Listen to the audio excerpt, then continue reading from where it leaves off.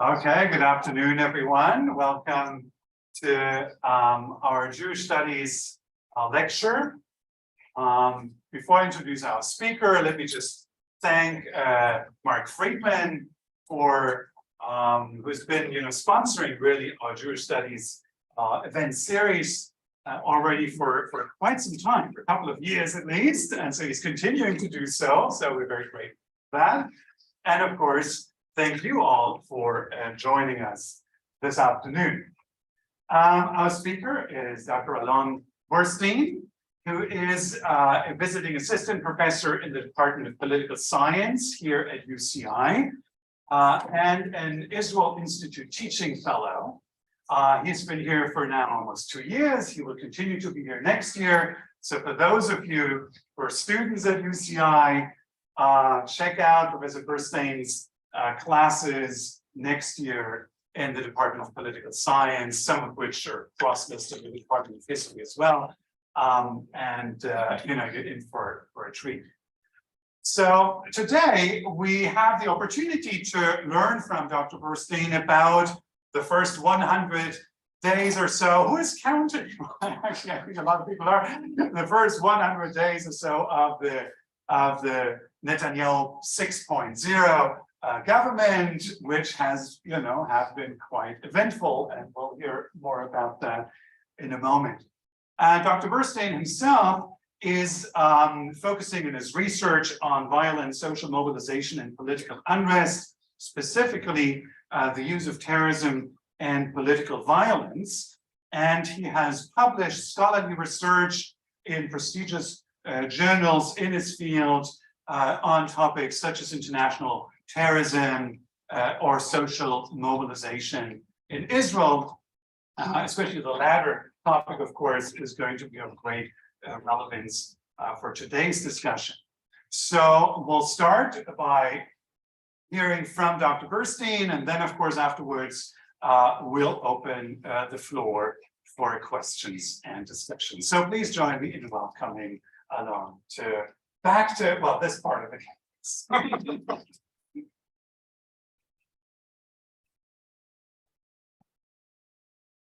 Thank you, Matthias. I'm going to try to look up at the camera here, which has a screen here that shows me, and look here. So it's going to be confusing. So if I seem dizzy, it's because of that. Welcome, everyone, and thanks for coming. Let's start with sort of just being frank. When Matthias and I discussed having an event on the first 100 days, it was, I think, shortly before the elections. We said that there's going to be elections. We're talking October. Let's do an event 100 days later. I'm sure we'll find what to talk about. We're sure we'll find there'll be something. We did not imagine, or at least I did not imagine, that the first 100 days of Israel's new government would look as they have looked. They have been turmoil and chaos in virtually every way. And one of the things I'm going to talk about is that this is surprising in light of the fact that seemingly after 3 years of complete political unrest, this could have been a stable government. This could have been a very cohesive coalition that would govern enacting the laws it wants to enact without a lot of turmoil. That has not been the case. The highlights, why I call this 100 days of chaos. The government was formed on December 29th, 2022. I'm going to talk a little bit about the formation process. After less than a week, on January 4th, the new Minister of Justice, Yariv Levin, announced a judicial reform. This was discussed a little bit in the campaigns, in the election campaigns. It was stated that there would be some sort of judicial reforms. I'm going to go into this in depth, what the reforms were. Within 3 days, a massive social mobilization campaign was launched, starting with small, several thousand people taking to the streets. Within several months, Israel has seen the largest protests it has seen in history. The country has come, I would argue, as close as it ever has to open rebellion and revolt. These protesters have been called anarchists, and a lot of violence is leveled against them. Military reservists have threatened to stop showing up for the military. The economy is in flux and in many ways is weakening. And we're going to look at why, what actually happened, culminating at the end of March when the legislation process of the judicial reform was paused. And that's going to be one of the anticlimactic things about this talk. I have no idea where it's going. The legislation was paused. It was paused, unclear for how long. Initially, it was going to be paused for a month. Possibly it's going to be paused until the summer. There's all kinds of leaks. No one knows. We'll get to the end, and then I'm happy to open for questions of how and why. What are we talking about? So starting us off, the 37th government. There were elections in Israel in November 2022. It's important to recognize that these elections were the 5th elections in 3 years. The country has undergone massive political instability. There have been 5 elections and 3 prime ministers throughout a 3-year period, reflecting the deep division within the country. The election rounds, which occurred, 2 of them in 2019, 2021, and in 2022, largely revolved around the question, can Benjamin Netanyahu continue to be prime minister? Netanyahu's initial government, his 5th government, fell, the 4th, one of his governments, fell in 2019. And in 2020, in January, he was indicted on counts of bribery, breach of trust, and corruption, broadly speaking. In Israel, the law is ambiguous about whether a prime minister can serve while he's under indictment. The law says that a minister cannot serve if he's under indictment. It does not say that about a prime minister. And the election rounds, repeatedly again and again, were splitting the parliament almost evenly between parties that said we want to back Netanyahu and parties that said we may have nothing in common other than the fact that we don't think Netanyahu can be prime minister. And those were the election rounds again and again until in November, these were the election results. For the first time, there was a decisive victory for the Likud, led by Netanyahu, and for the parties that had pledged, and I'll talk about them in a minute, the parties that had pledged to go with Netanyahu. So prior to each round of elections, parties said we'll go with him or we'll be against him. Now, one of the things that's important to note is that even though these were the election results and the pro-Netanyahu parties got 64 out of the 120 seats, the actual popular vote was split very evenly. There was no change in the actual popular vote, how many people casted votes for the pro-Netanyahu or the anti-Netanyahu. The decisive victory of the Netanyahu camp was largely a result of failures on the opposing camp, splits between parties, and 2 parties did not pass the threshold, and thus the map of seats in the Knesset ended up looking this way. That is critically important because even those within Netanyahu's camp, and Netanyahu specifically knows that this likely will not happen again. If the country would cascade again into another election, he may not get this victory. So once the election results came in 2022, all the parties who were pro-Netanyahu knew that they had no choice but to come together and try to enact everything they want as fast as possible, because if should the government fall, should they not succeed, they're not going to be able to replicate this again anytime soon. The parties that went with Netanyahu, that said in advance that they would go with Netanyahu in the future coalitions, were the 2 ultra-Orthodox parties, Shas and United Torah Judaism over here, and a conglomeration of 2 or 3, depending on how we count, very ultra-hawkish right-wing parties. Religious Zionism, or Tzionut Datit, and Otzma Yehudit, or Jewish Power, that in the elections had come together, which is why they here appear as one camp, even though, in fact, they are 2 different parties. These made up the coalition. However, when negotiations started, it turned out that each one of these parties has a very, very strong agenda, and they are going to require that the coalition deals be dragged out, and they are going to put into the coalition deals every possible thing that will bind the other parties because no one trusts each other. For Shas and United Torah Judaism, the ultra-Orthodox parties, their highest priority is to make sure that their constituents, ultra-Orthodox Jews in Israel, be exempt from being drafted to the military. That was their demand. And again, there's obviously lots of other demands, but that was their key demand. For religious Zionism and Jewish power, their demands were to put their ministers in the top security positions to control the occupied West Bank as much as possible, and to be able to give Itamar Ben-Gvir, the leader of Jewish power, control over the police. And these also are very controversial things. Itamar Ben-Gvir himself has been indicted and found guilty in the past of being a member of a Jewish terrorist organization and incitement to racism, and he is now the Minister of National Security. We can talk about that later. The Likud persisted on one demand with every single party. And that demand was that whatever the Minister of Justice, future Minister of Justice, puts forth, all parties are going to support, and this is going to supersede any other legislation. That is how it was worded in the coalition agreements. At this time, it was unclear, what does that mean? Those were the agreements.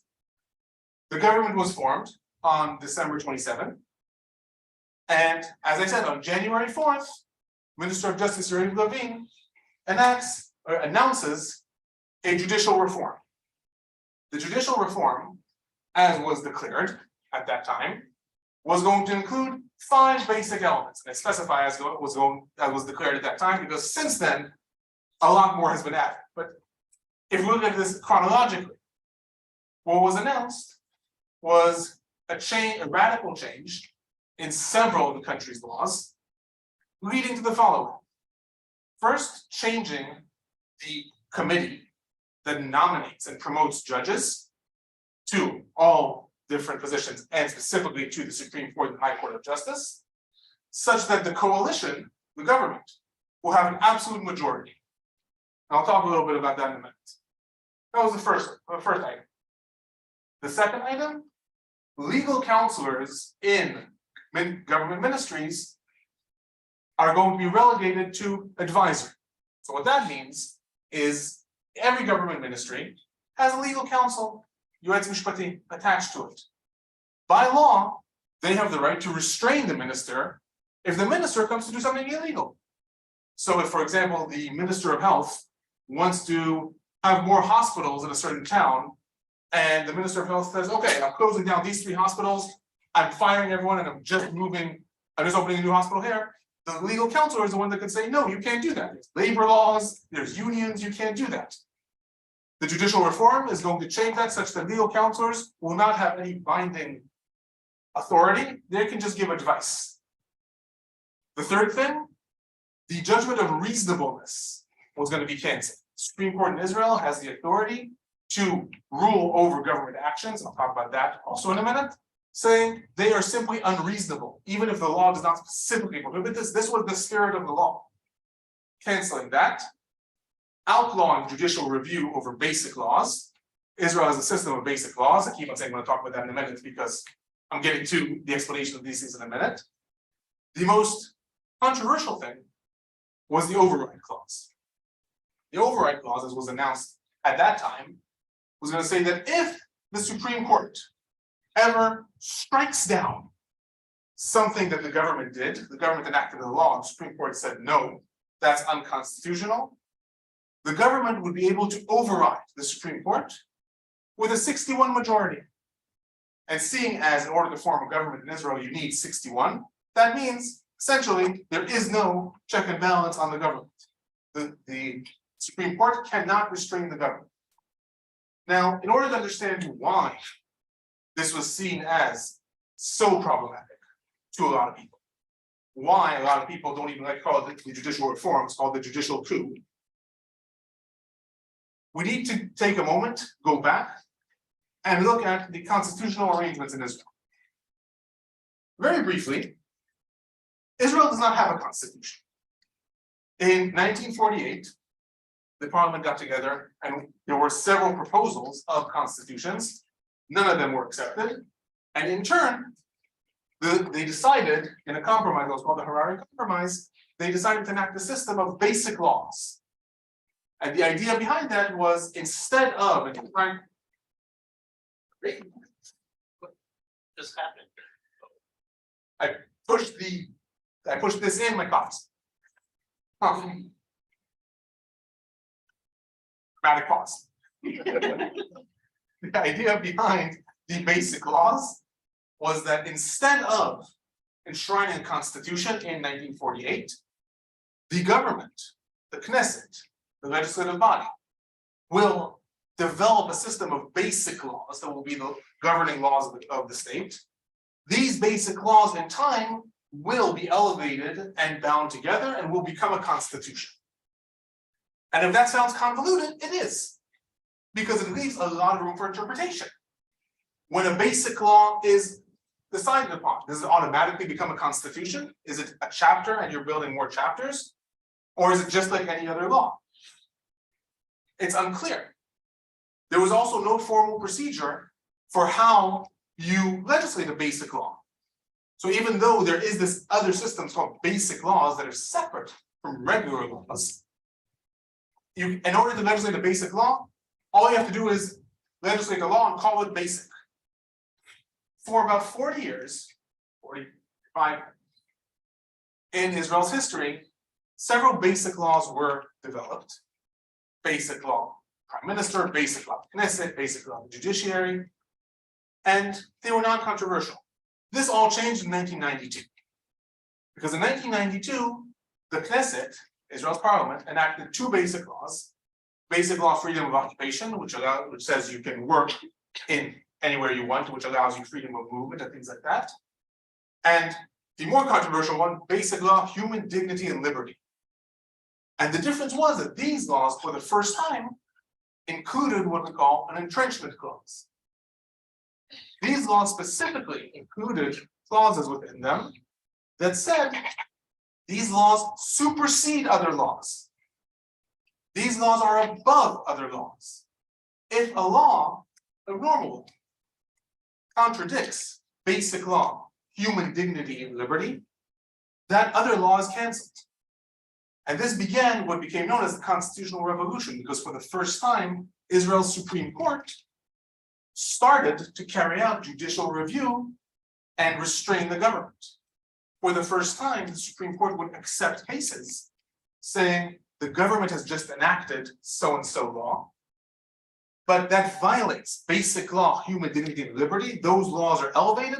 Therefore, we ask the court to strike down what the government did. This was known as Constitutional Revolution, and it managed to anger a lot of people. One of the reasons that I brought up the issue of the ultra-Orthodox parties is because the Supreme Court used that power of judicial review in order to strike down several laws that allowed ultra-Orthodox boys to be exempt from military service. That's one of the reasons that the ultra-Orthodox parties are very angry with the Supreme Court. Other areas that the parties in the coalition right now have gotten very angry at the Supreme Court are that the Supreme Court has often restrained settlement activity in the West Bank, previously also in the Gaza Strip. Because even though settlements are legal under certain laws in Israel, they are also illegal under other laws. And very often, human rights NGOs have appealed to the Supreme Court saying, even though you are allowing settlements to exist in this territory, this settlement is illegal and therefore needs to be evacuated. The Supreme Court has ordered the government to evacuate, which tells us why the other parties in the coalition, religious Zionism and Jewish power, also are very angry with the Supreme Court. But one of the things that's important to note, and for this I'll go back to these different sections of the judicial reform, because there is no constitution in Israel, because there is no upper house in Israel, there's no Senate and Congress, because of a lot of other things that are lacking in Israel, the only restraint on governmental power is the Supreme Court. There is no other legal body that can ever stop the government from any action that it does. And taken within that context, these reforms are seen by a lot of people as a very, very dramatic, what we call democratic backslide. The country within the Green Line, the country that is governed in normal democratic laws, is going to cease to be democratic in a lot of ways, because all of a sudden there will be no restraint on what the government can do. Because of this override clause, for example, what was feared, nothing will stop the government if it wants to say, from now on, elections are only going to be every 10 years instead of every 4 years.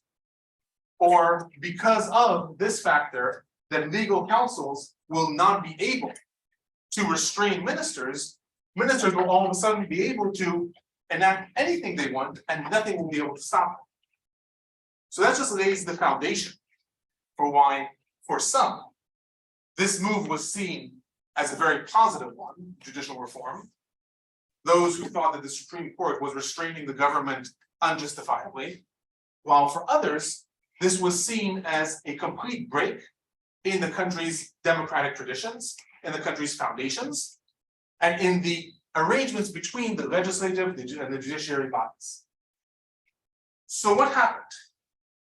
This is where I start to get into, so what were the 100 days of chaos? Within 3 days of when the judicial reform was announced, massive protests are launched. It began with several thousand people coming together in Tel Aviv under the banners of "This will not pass," "The citizens must resist," all kinds of different grassroots organizations started to emerge. And very quickly, much to the surprise of many ministers in the government, this took off. Within 2 weeks, the top leaders of the high-tech industry in Israel announced that they are going to go on complete strike.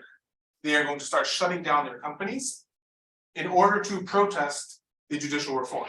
And in order to understand the magnitude of that, it's important to add an anecdote that 50% roughly of Israel's exports and roughly 25% of the taxes that the government collects are from the high-tech industry in Israel. So the fact that the high-tech industry, the leaders of companies said, we're going to go on strike and you're going to have a problem, really scared the government. A few weeks later, several leaders in the general industry, factories, also started to say, we have a problem because internationally, investors are starting to say, we're not going to invest in a country where there is no court system, where the government can all of a sudden decide they're nationalizing this company, or they are canceling the right to strike, or they are doing all kinds of things. We're having problems getting investors. So heads of industry throughout the end of February started also to join in the protests. What really scared the government was towards the end of February, the top reserve units in the military. Those are people who are not in active military service, but are called up often, like pilots, or called up once a week, started to send open letters saying, we will not fight for the country. We will not show up for military service. And in Israel, this is seen as something no matter what happens, you do. We will not show up for military service if this legislation is not halted. And by March 25th, and I'll talk about the events at the end of March towards the end, Israel saw the largest protest in history. Just a couple of things about the pictures here. These are the streets of Tel Aviv, and these are all protesters. All of this shutting down the entire city. This is the Knesset, and this was the day that they started the legislative judicial reform. And these are all protesters that were circling the Knesset round and round in marches, going around for hours on end.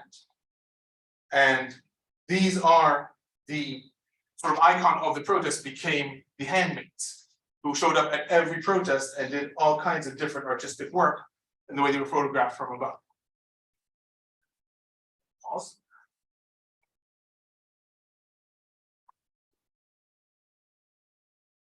The government's response to these protests was not to accommodate, was not to negotiate.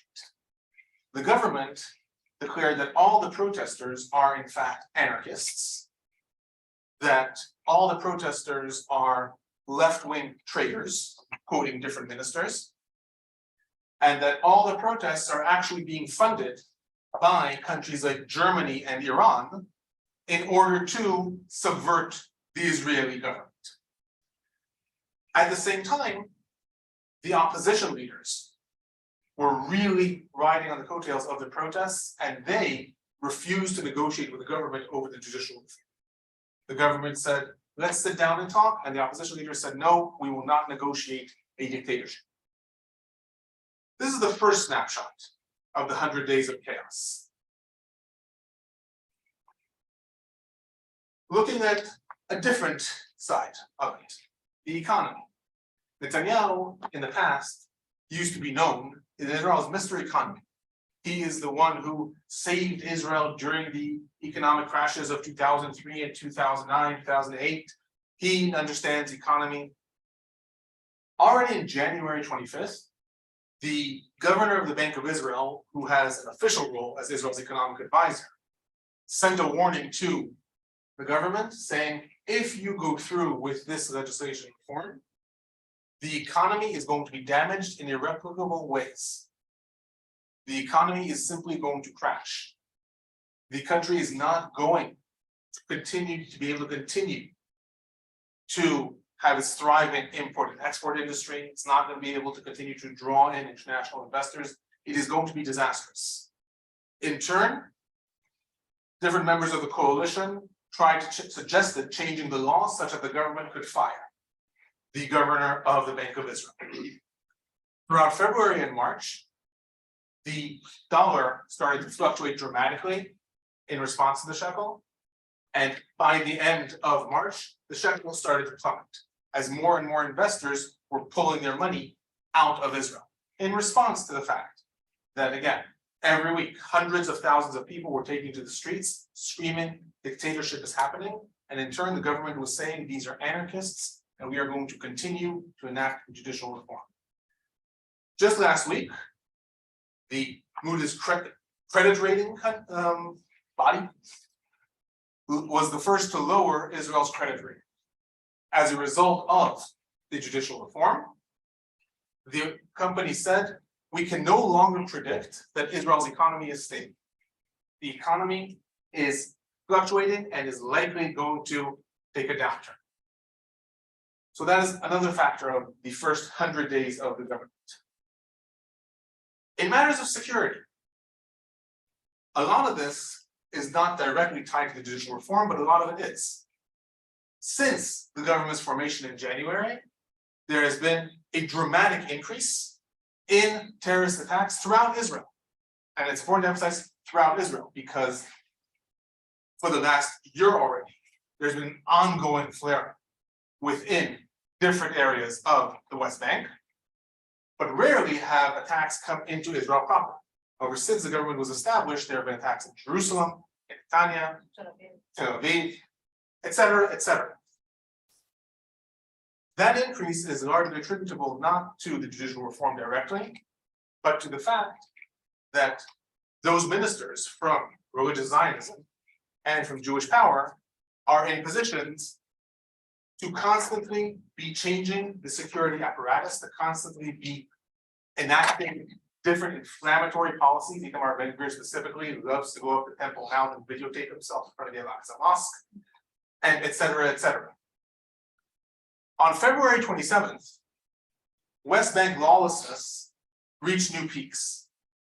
After an attack that occurred that killed 2 boys near the settlement of Yitzhar in the village of Chamara, there was an organized, which is known pogrom, organized attack of different settler groups against the village of Chamara. And while settler attacks and Palestinian attacks in the West Bank occur daily, this was slightly different. This was slightly different, first of all, because it was an organized attack. Several hundred radical settlers stormed the village of Chamara, firebombing houses. 1 Palestinian was shot dead, 100 to 300 were injured, etc., etc. One of the things that happened was that the government did not really respond to this organized attack. And in fact, several ministers were quoted on that day calling for the attacks to continue. The head of religious Zionism, Bezalel Smotrich, tweeted that morning, the village of Chamara must be razed to the ground. He then quickly erased that tweet when he saw what was happening. So, from a perspective of security, What about the president?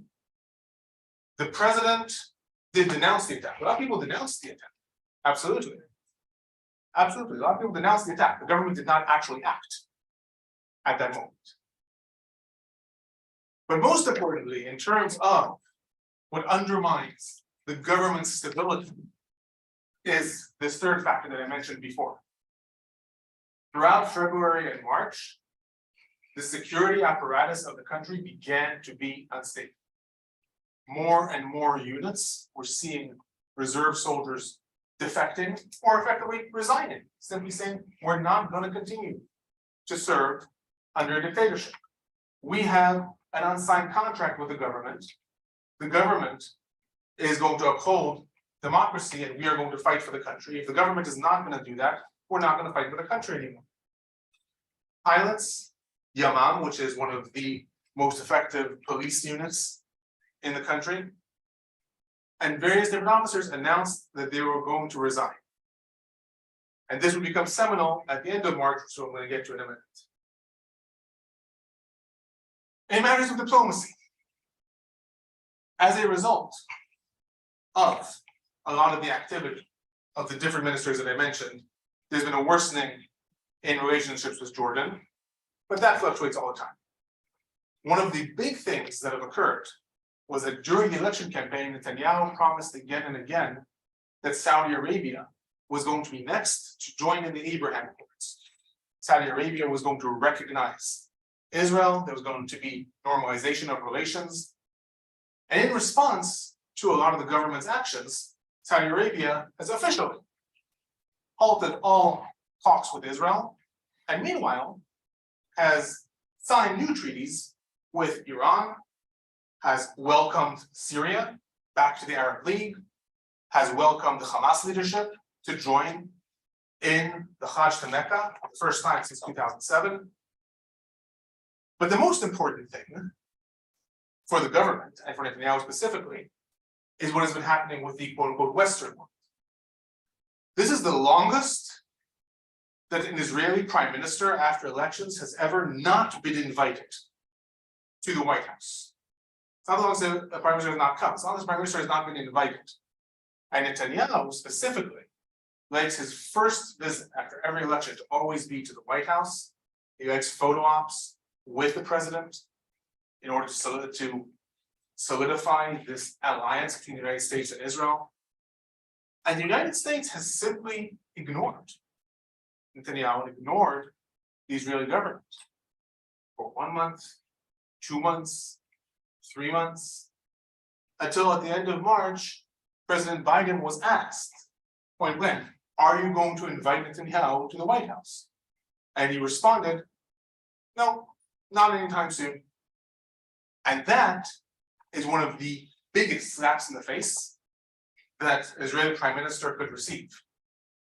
Similar things have happened in the EU, with Netanyahu's visit to France, and all kinds of places where the criticism is being leveled at the government again and again is you are carrying out a judicial reform, but in effect, you are causing the country to become less democratic. And this alliance between Israel and the United States, the welcoming of Israel to the EU is based on the premise of it being a democracy.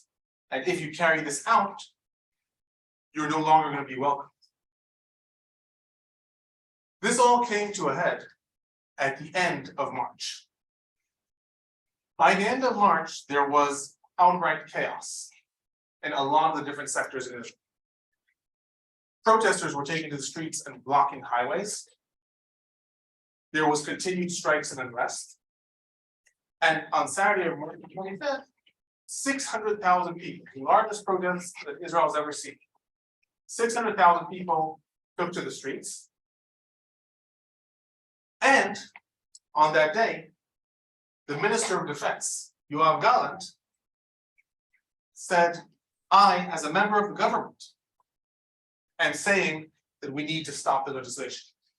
We need to pause the legislation because, as Minister of Defense, I see that this is hurting the country's security. I see that the country's security is.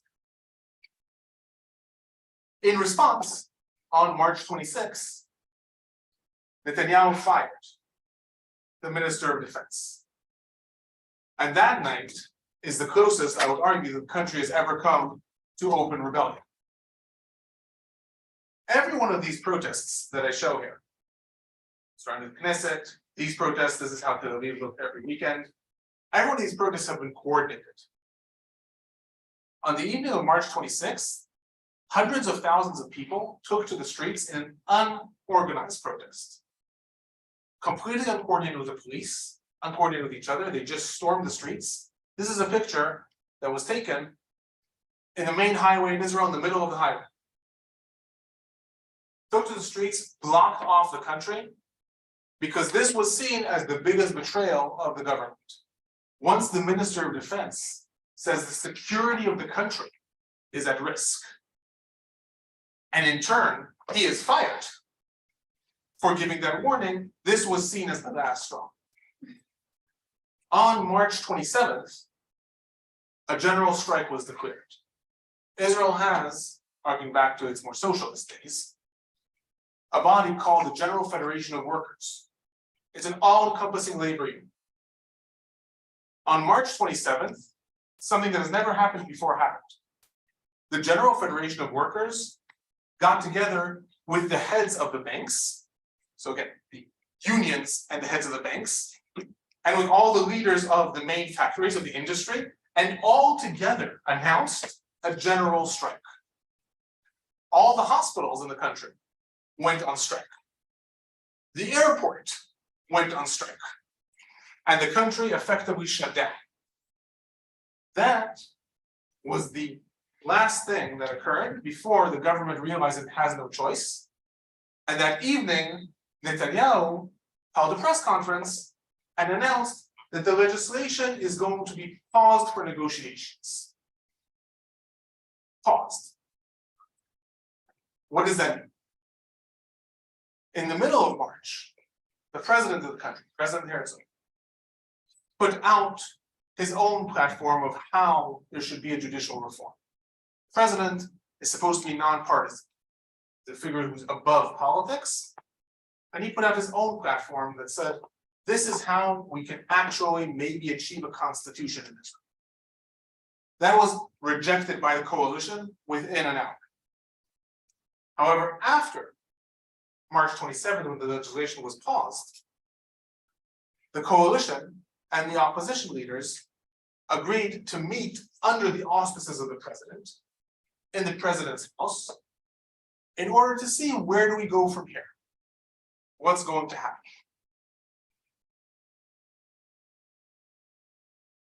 Those negotiations are still going on.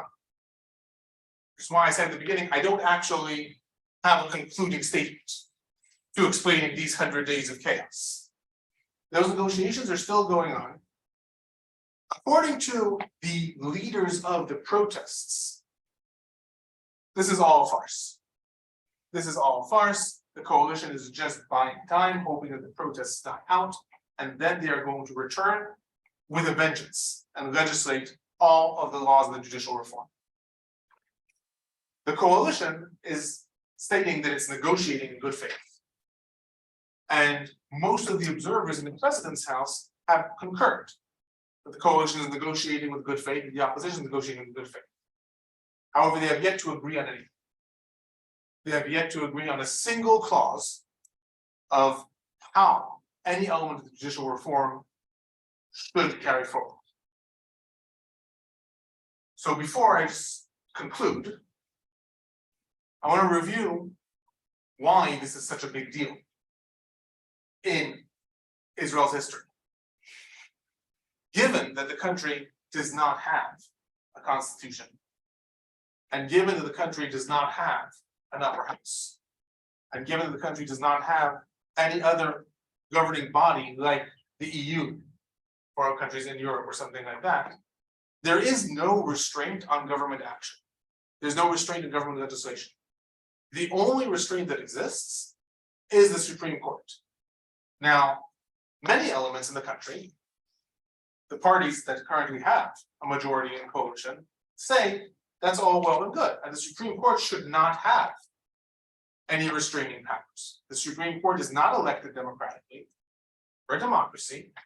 Therefore, if a majority in parliament wants to do something, who is the Supreme Court to tell us otherwise? In turn, the opposition leaders are saying, however, if you give the government unrestrained power, you are effectively going to cease being a democracy, because there's nothing that's going to stop the government from changing the entire composition of the country and deciding, as I said, that there might not be elections at some point. Or as some of the parties in the coalition have already stated, that they want to remove the restraint that exists right now on political parties running if they are blatantly racist. Nothing's going to be able to stop the government from doing that. So as someone who studies social movements and teaches a class, all my students are here, on social mobilization in Israel, this is an exciting time. It's a scary time. It's an exciting time. It's Israel's 75th birthday next week. So interesting time in the country's history. And with that, that is my email. And I'm going to open it up for debate and questions, because I know I crammed a lot into that. So happy to discuss.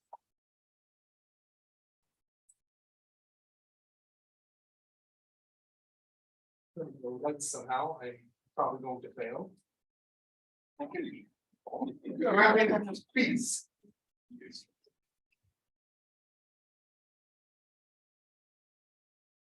The floor is open.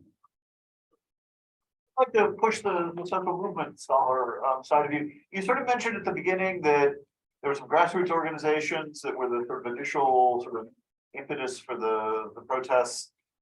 So they were pre-existing organizations. Have they tried to protest in the past around different issues? And this one just caught on.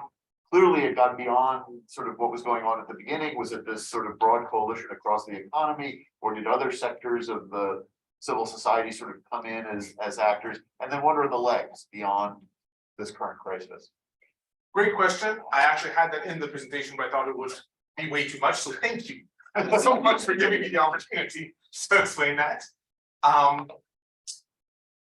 Previously to this, the biggest protest in Israel's history had occurred 3 years before, in 2020. After 3 rounds of elections, Netanyahu managed to form a government again, even though he was already under indictment. That launched 3 main organizations, grassroots organizations. There were Ein Matzav, Crime Minister, and Kum Israel. And they started to have weekly protests that drew, at different points, hundreds of thousands of people, saying, we will not accept a situation where a prime minister who is appearing in court weekly is also in charge of the justice system, is also in charge of the police. They protested for 7 or 8 months, much to a lot of people's surprise, every week, hundreds of thousands of people, and were largely successful. For a lot of their pressure and other political tricks, the government eventually fell. They stopped protesting in 2021. Those same movements are the ones that woke up, which is the reason that within 3 days, in January 4th, January 7th, there was an entire infrastructure ready, entire grassroots organizations, but connected to hundreds of thousands of people ready to go. The same goes for international organizations. Internationally, groups like Unacceptable started protesting in 2020. Cities around the world, over 25 cities, had protests in front of the Israeli embassies protesting Netanyahu as a prime minister who was under indictment. They stopped protesting in 2021. They sprouted up again. They're right now here in LA, in San Diego, in Seattle, and across the country. So thank you for that question, because yes, it couldn't have been organized that quickly if not for this initial sort of mobilization structures that existed. It's a great talk. So my question has to do with the way you began. And the way you began it is you said, when this government came to power, the coalition partners sort of understood they're not going to get, they're quite possibly not going to get this chance again. So rather than enacting a legislative agenda, they took the constitutional route. They said, but we're going to change the rules of the game here. We're going to disempower an institution, and we're going to go regime questions as opposed to legislative questions. But at this point, they've paused on their basic agenda, according to your own. Would they be willing to? I mean, if they don't continue to go for regime questions, that is disempowering the court. Could you conceive of a situation in which they might just say, okay, we're gonna go for, I don't know, legislation that people might not also like, right? And if they go for that, a legislative agenda as opposed to a constitutional agenda, would people continue to go out into the streets? I'd say the main challenge is that each one of the 5 currently coalition partners have an agenda that requires the Supreme Court to not be able to intervene. So the old Orthodox parties have demanded in the coalition agreements that the government enact basic law, the importance of studying Torah. Because this will allow them to say, if you study in yeshiva, then that's equivalent to going to the military. But they need the court to be able to not be able to say, no, that's unconstitutional, that violates laws of equality, and etc. So they could go forth with their legislation, but they know that they're going to have a problem with that. Similarly, parties like religious Zionism, who have an agenda of annexing large parts of the West Bank, and only giving the Jews their citizenship, need the Supreme Court to not be able to say, you can't do that according to the laws of the country that you're annexing them to. So theoretically, yes, and I think that honestly, that is what a lot of people expected.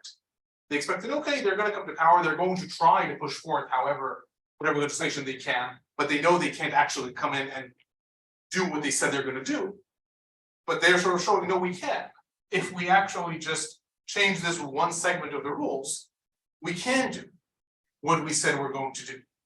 So it's hard to see how they would push forth in actually delivering their agendas. Now, most people in politics are very happy to stay in power even if they can't make good on their promises. So theoretically, yes, there is a possibility that they would just sit in power and not do a lot. One thing though that I did not emphasize a lot is that the Likud's agenda here, the only thing the Likud has tried to push forth wholeheartedly is that the government will be able to affect and have an absolute majority in the committee that nominates and appoints judges. Because seemingly, this is now interpretation, this is not what was said, but seemingly should the prime minister be found guilty, he will be appealing to the Supreme Court. And if by coincidence there are judges there, which by coincidence were appointed by coincidence while he was prime minister, that might help the situation. So again, that's already speculation on my part. So yes, there is a possibility that they would like to just continue to govern. Demonstrations. But they will not be able to push forward their legislation. In terms of demonstrations, it's a good question. I think a lot of people in demonstrations would like to continue, even if the legislation, let's say, was just shredded, because they're against what the government's doing in general. I don't think they would have traction at all.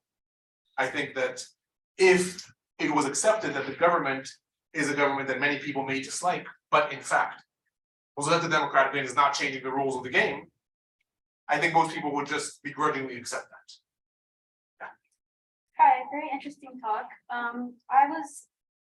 I'd never heard of the basic laws that are in the Israeli government that purport human dignity and liberty, and how every person is entitled to protection of his life, body, and dignity. And I wonder if it's dignified to not allow Palestinian citizens to use the same roads as Israeli citizens, simply because, you know, they have different license plates and such, and they're not allowed to go on certain roads. How is that dignified? Or do these laws not apply to Palestinians, the 5 million that exist there? So there's a difference between Palestinians legally, between Palestinians in the West Bank, they're under Israeli occupation, and Palestinians who are citizens of Israel, living within the Green Line. Within the Green Line, the law does apply to them, and there's actually no law that requires them, for example, to use different roads or things like that. Palestinians in the West Bank are not granted these rights. The basic law system does not pay for them at all. They are under the military law system. So absolutely, the way they are treated would never be upheld according to these basic laws, which is one of the reasons that religious Zionism wants to say, first we make sure that the court can't tell us that we need to apply this to them. Then we annex it, not before. But that's just important because it doesn't apply to Palestinian citizens.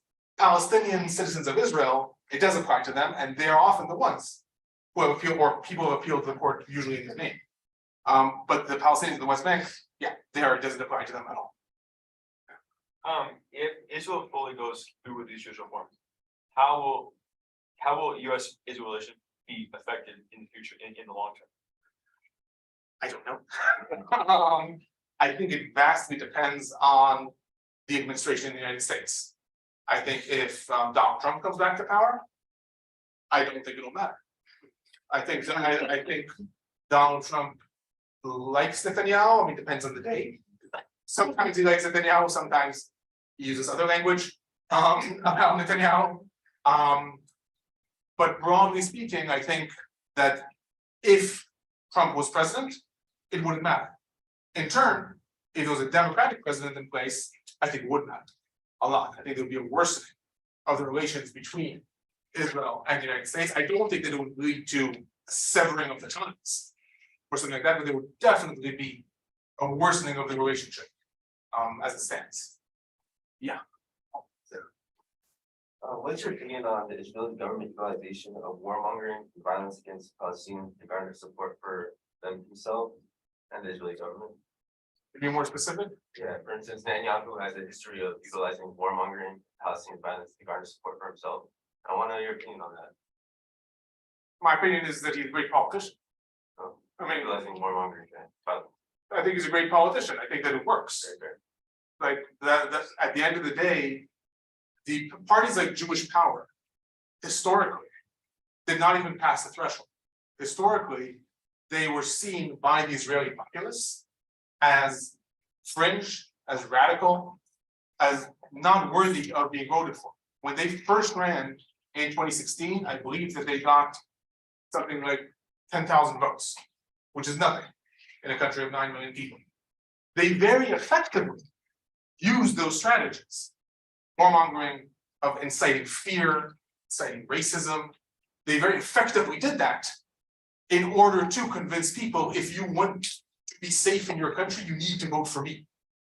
So, am I in support of that or not in support of that? I personally don't think that promoting hatred and violence is a good thing. But looking at it from an analytical point of view, I think that they're great politicians. Much like in other countries, usually ultra right-wing politicians are very good at fostering those tendencies. We look, for example, at Le Pen in France, also fostering the idea that terrorism is coming to France, and we're going to lose our French identity if you don't vote for me, because Muslim immigrants are coming and flooding. They're good politicians because they obviously managed to garner a lot of support. So, in that sense, from an analytical point of view, that's what I would say. Yes.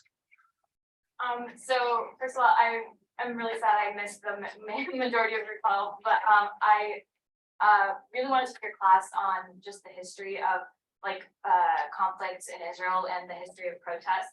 How do you think this round of protests compares to protests in the past and just in history? I don't know, within Israel or even in other countries. Well, I'll answer briefly because I didn't answer some of that in the talk. Briefly, these are the biggest protests in Israel's history. I think that they're unique in as much as they have managed to draw elements from the left and the right, and they have really managed to maintain a phenomenon that is somewhat unique to Israel, which is political demands for change while screaming, but we're not political. And we demand political change, but we are not political. They're managing to do that quite well. If you look at the sort of tapestry of people in the protests, you see people across the spectrum. You see religious and secular people. Right now, in the last 2 weeks, there have been a new phenomenon of Palestinian citizens of Israel joining. They have not joined in the past, alongside sort of what's called religious Zionist nationalists. So in that sense, it's fairly unique that everyone can agree that this is bad. Yeah, I'll stop there. Yeah, but So last year I came to your talk and when the question was raised on how Israel is built on settler colonialism and the ethnic cleansing of Palestinians and genocide, you stated yes, it is built on genocide. That's what you said last time. And so I have a question so are these protests of these various Israeli liberal factions to protest actually come from concern for democracy?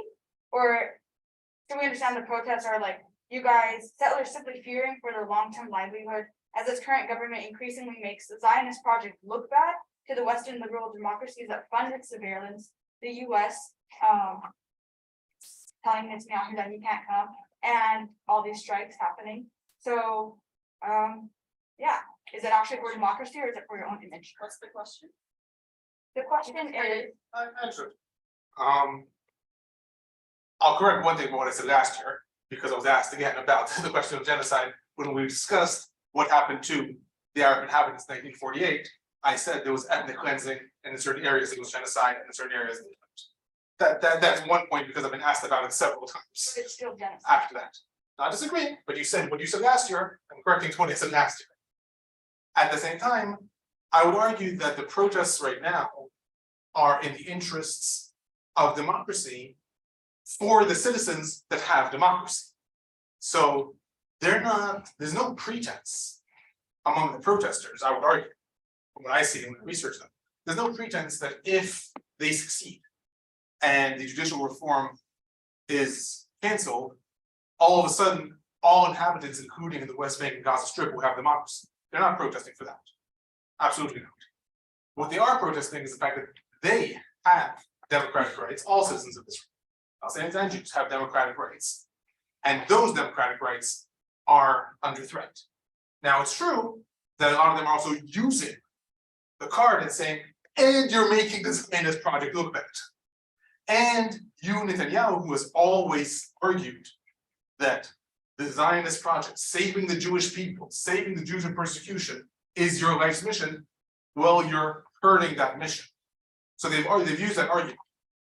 But at least from what I've heard, and I've spoken to some of the leaders of the protests again, because I study this and I find it fascinating. From their point of view, they are protesting to preserve their democratic rights, and they are avoiding the question, and what about democratic rights for others? That's not something that they're protesting for. Yeah. So it's okay to like ignore the rest of the Palestinians because it's based on your own selfish interest. So once you I'm guys, not protesting there. I'm just saying. in Right. general, But this is not going to talk, so what what I'm saying. But I'm just saying that while you have to study this, these are lives that Palestinians actually have to live. And so once these strikes stop and once they stop unionizing, they'll go back and they'll continue the terrorization of Palestinians in Palestine. Is there a question though? That's just a comment on what you said. Thank you. So, yeah, thank you again for that, for the talk. So I read in one analysis that, some of the ultra-Orthodox parties are beginning to worry about the direction that this is going, that the government is going, that some of these things are, they begin to think that that may be a little too extreme or too crazy. It's more that they've been bargained for. Is there something in that? I mean, could this be, or maybe it's just wishful thinking, but could that be also the beginning of the end of that coalition between the ultra-Orthodox and Netanyahu that has been going on for quite a few years, but it's not always been like that in Israel? I mean, the ultra-Orthodox parties used to be sort of the starting point. Are these again maybe up for grabs, or don't you see that? I read that analysis also, and I disagree. Okay, because what the Orthodox recognize is that the majority of the citizenry of the country is against their special status privileges when it comes to matters like military drafting, etc. And the last thing they want is to be the focus of attention. Because even if this was passed, and they got their exemptions, that is where the protests would very much continue, because that is a hot topic button that people would continue to go out for. Moshe Gafni, leader of one of factions of the Orthodox Party, has said in recent weeks, he doesn't understand the problem. Half of the country will serve in the military and half will study Torah. That was a detrimental statement as far as the Orthodox parties are concerned. That is exactly what is fan in the winds of the protests. So in that sense, they've like, let's dial down. But I don't think there's actually a change in what they want. It used to be that Netanyahu refused to sit with ultimately Israel and other, sorry, not Muslim, Was my ODs, yeah, Jewish power. yes, and other descendants of the infamous Ban Kach party. What exactly changed? Why did he decide to suddenly just do a 180-degree flip? Absolutely. In 2021, when he was asked, will you sit with Itamar Ben-Gvir if you go, be not that terrorist? All of a sudden, in 2022, he literally said, I don't see the problem. What changed is that he saw the rising power of Jewish power because of things like I said, like fanning the flames of fear and hatred, and realized that without them, he has no coalition. He could not come back to power without them. He had alienated different parties like Lieberman's party, Israel-Palestine, like what used to be Bennett's party, and he could not form a government without them.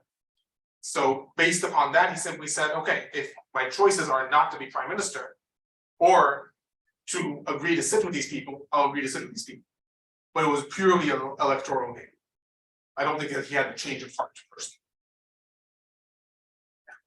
We get a bit of a better sense of the regime threats that Netanyahu and his coalition are facing, even in particular, like more so on the front of the political economy of Israel. Because considering how he's, I guess, morphing, he's making alliances and coalitions with, and drastically changing, somewhat drastically changing the political order. It seems to me like what you described was more so like a quiet coup, but like I guess That's how it's being described by a lot of people. yeah, but against what?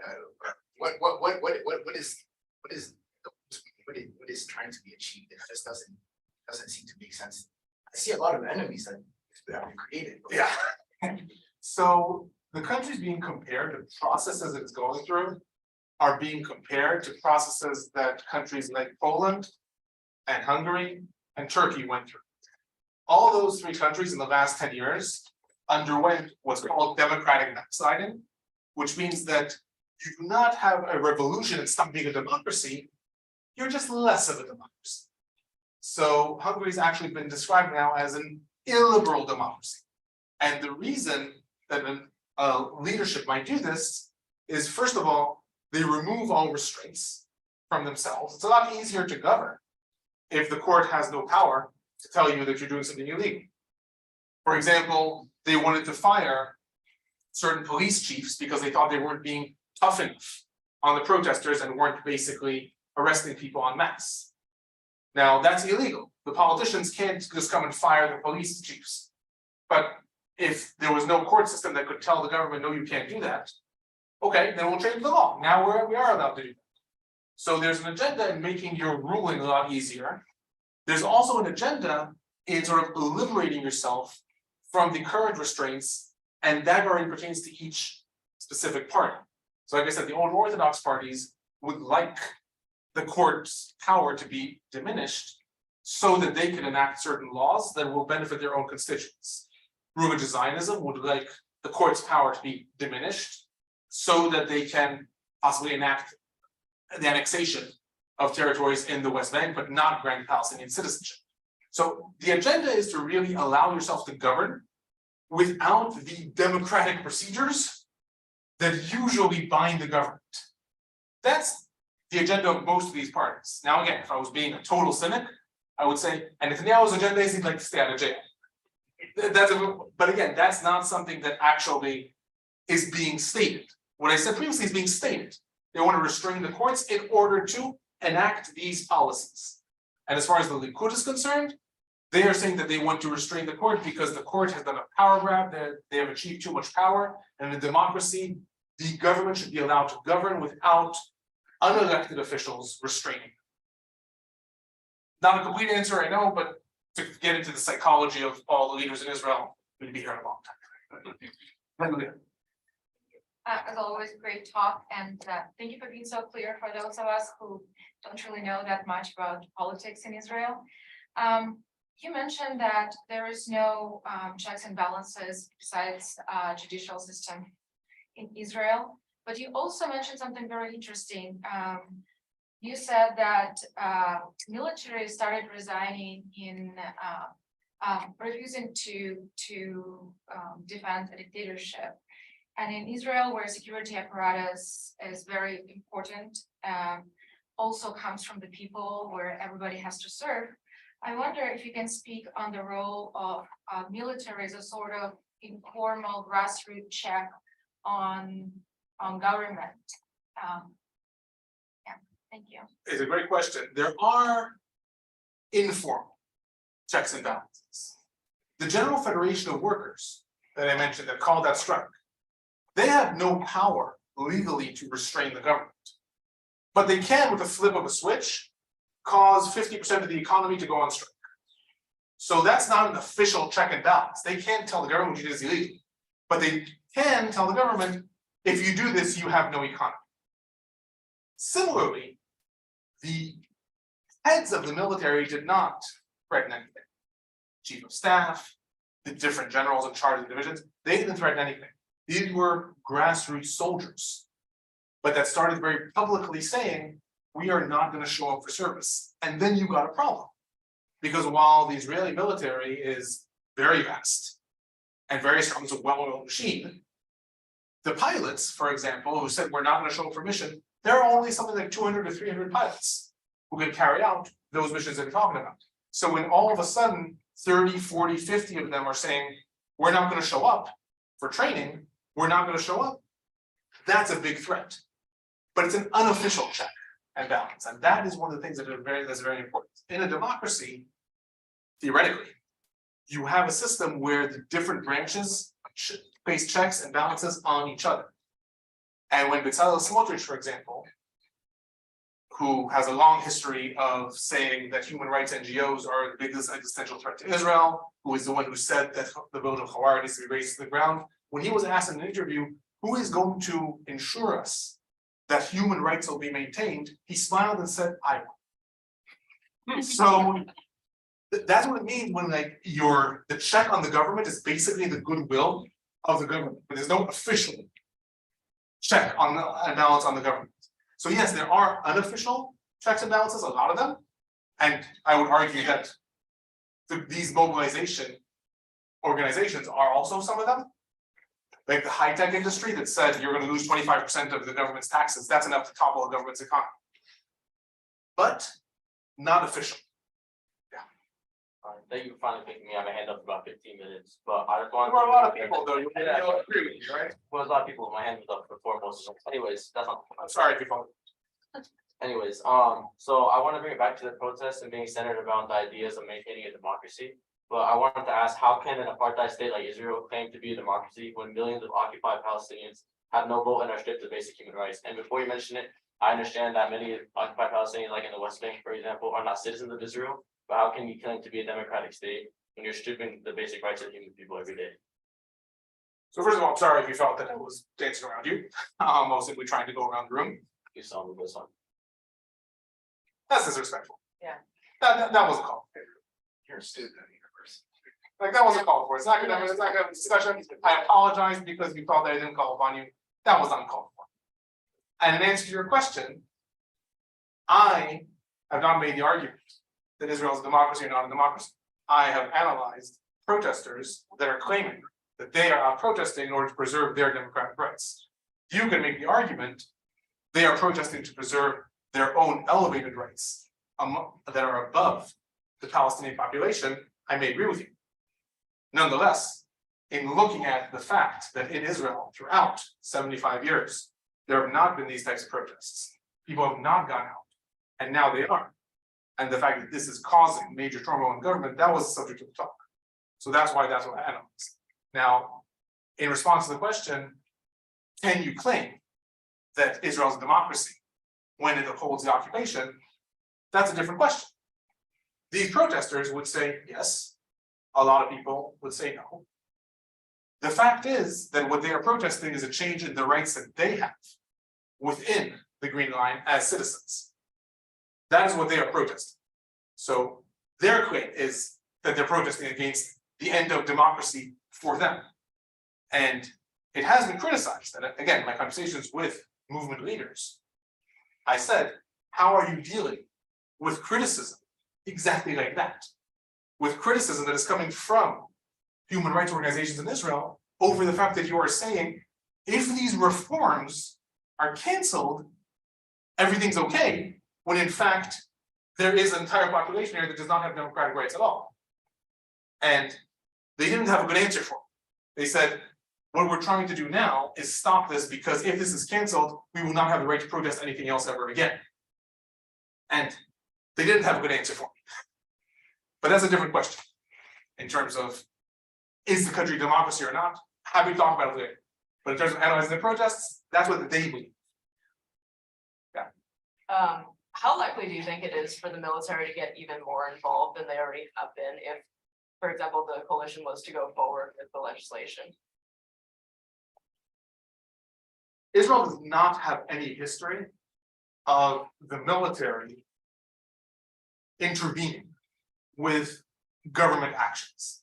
There has, since the military was established as the Israeli Defense Force, since it stopped being the sort of fighting organizations that exist before, the military has never stepped in and said to the government, this far, we're not letting you do that. Unlike in countries like Turkey, where even though the country upheld democracy for a long time, there was a history of the military stepping in and saying, no, you can't do that. So it would be highly unprecedented if the military were to at any point try to restrain the government. I think that would likely lead to civil war. What is more likely is that the chief of staff, who's the head of the military, might come out publicly and say, the army is not going to be able to defend the country if you go through with this. You want to go through with this, it's your country. It's a democracy. But I'm telling you that we won't be able to defend the country. That, I think, is the extent to which the military might intervene in the sense of trying to stop this. I don't think that they would actually intervene in any sort of like restraining way. An interesting question, though, is the Shabak, which is the version of the Israeli FBI, because within their mandate, they are supposed to maintain internal security and defend democracy. That is within the charter of the FBI, the Israeli version. And questions have been raised, at some point, are they going to be required to intervene? Should something like this go through, or should this go through, and then if any law actually stops, let's say the next election, or starts outlawing different parties, etc. So I don't think the military would intervene beyond scaring the government. Other actors, no, this is so unprecedented, I really don't know. Does the Israeli High Court have any ability to check the IDF? Or does the reform take away any ability for them to have a check on the IDF? Or any like ministers that are ministers to the IDF? Because I'm pretty sure too, aren't there like ministers who like report directly to the prime minister? So what role does the judicial branch play in terms of being a check to the military arm of Israel? The High Court of Justice, which is Israel's Supreme Court, it serves as the Supreme Court of Appeals, as the High Court of Justice. The High Court of Justice, since 1992, began, and this is something that really upset hawkish right-wing elements in Israel, began to accept appeals by Palestinians. So Palestinians who are non-citizens of Israel all of a sudden could appear before the High Court of Justice and complain that what the IDF had done is illegal, not by international standards, by the laws of Israel. Because the High Court of Justice rules only according to the laws of Israel. But in that sense, the High Court has restrained military activity. Because, for example, when the military, the legal process for how Israel declared that settlements are legal according to their laws It's historic. But if right now, for example, the military were to declare the village of Hawara, the one that we talked about before, as fire zone, no one's allowed there because the military is using it as target practice. So everyone has to leave. Those people could appeal, even non-citizens, could appeal to the High Court of Justice to say that based on the military's laws, you cannot declare a territory that's inhabited as a no-go zone. So in that sense, the High Court of Justice has managed to restrain the military, but only in as much as it violates Israeli law, not if it violates international law or things like that. So it's very complex, as is our country. Yes, you mentioned, a few days after Ramadan started this year, the largest protest in Israel's history began.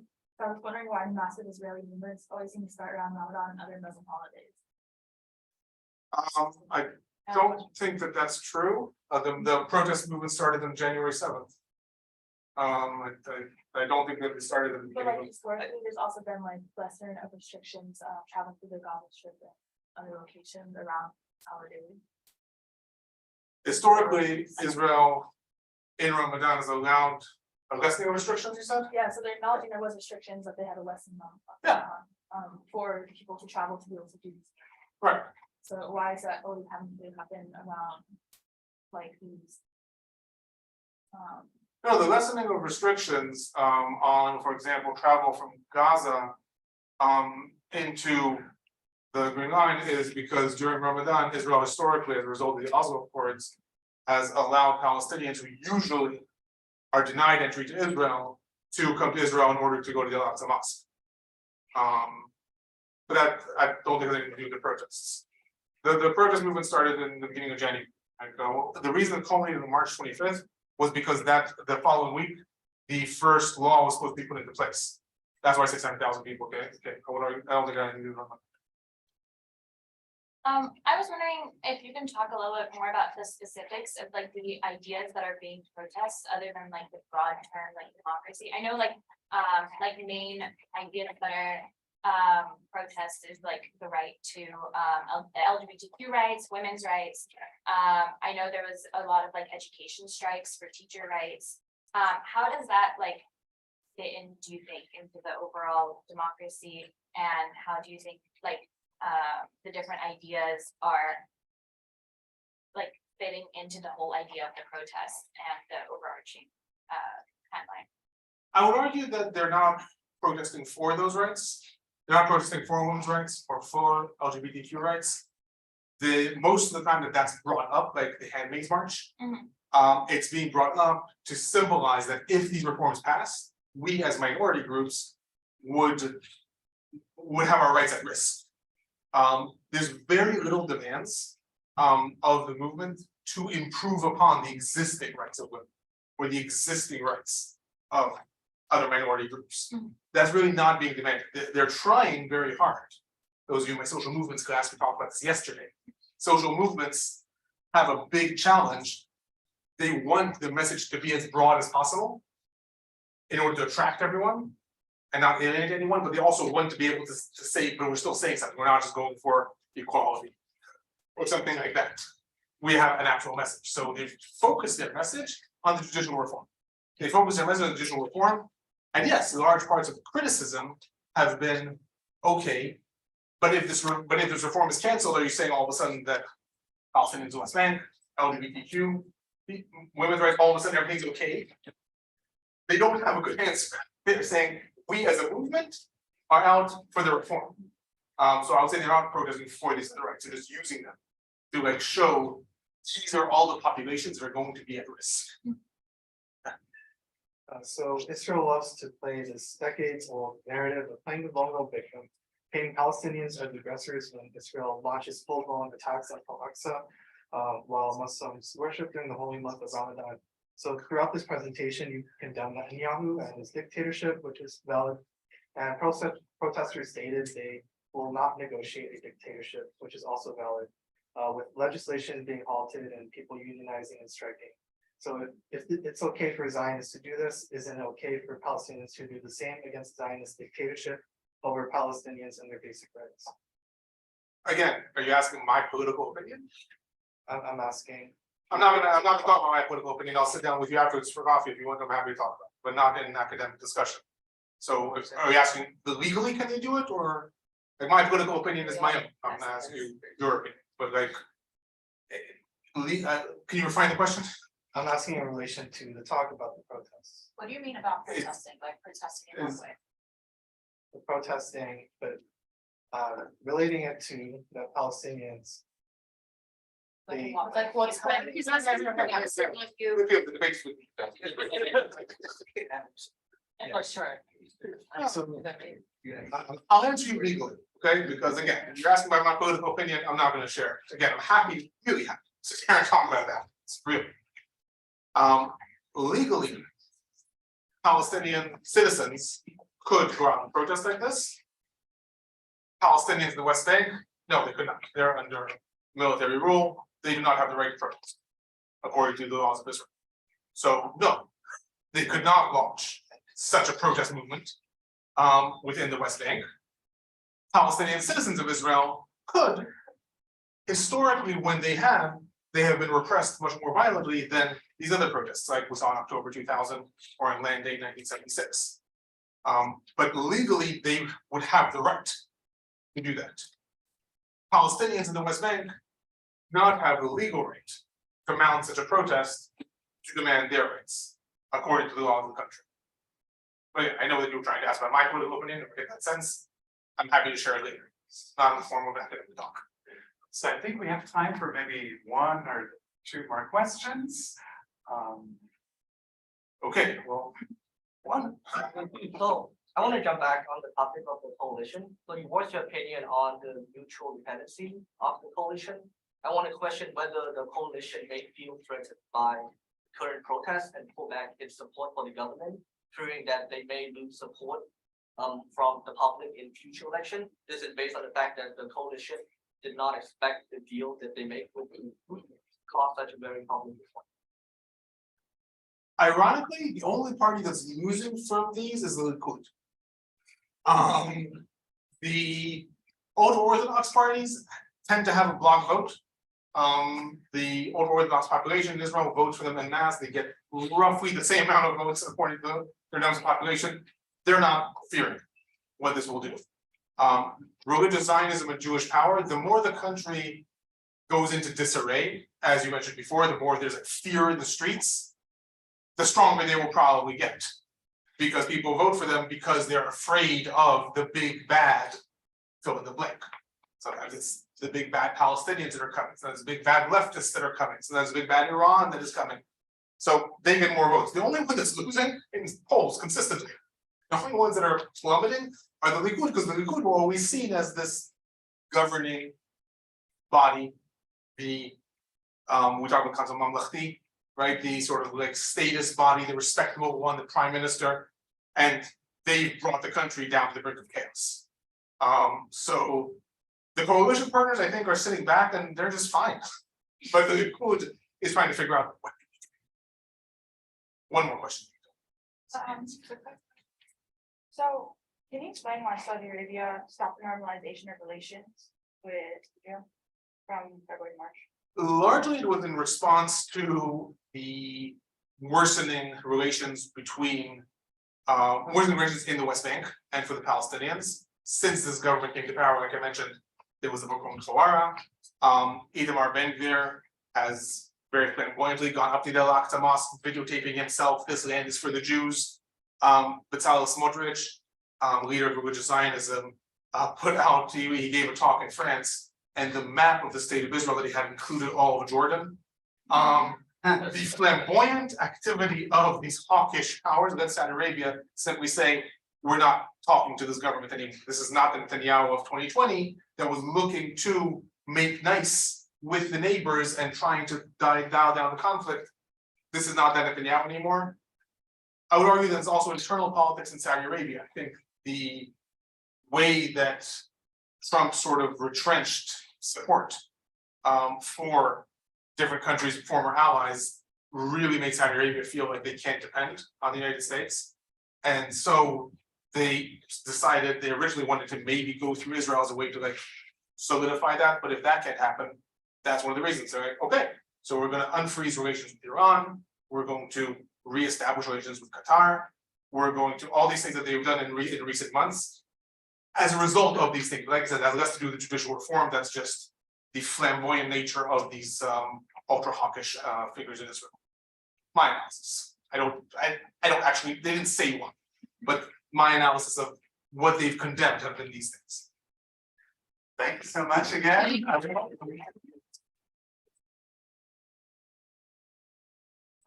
It's the nature of these things, you know, we have still a lot of open questions. But we do need to give you a rest. So thank you for joining us today. Thank you.